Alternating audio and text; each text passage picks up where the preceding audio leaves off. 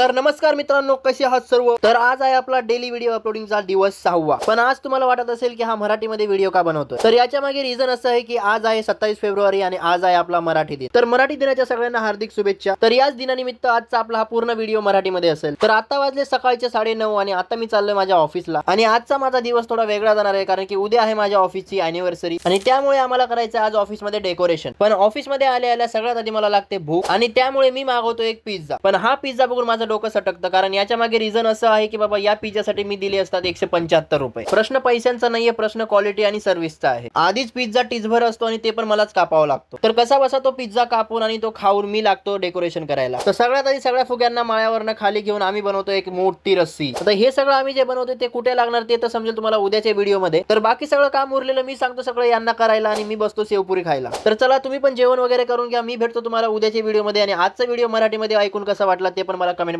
नक्की सांगा।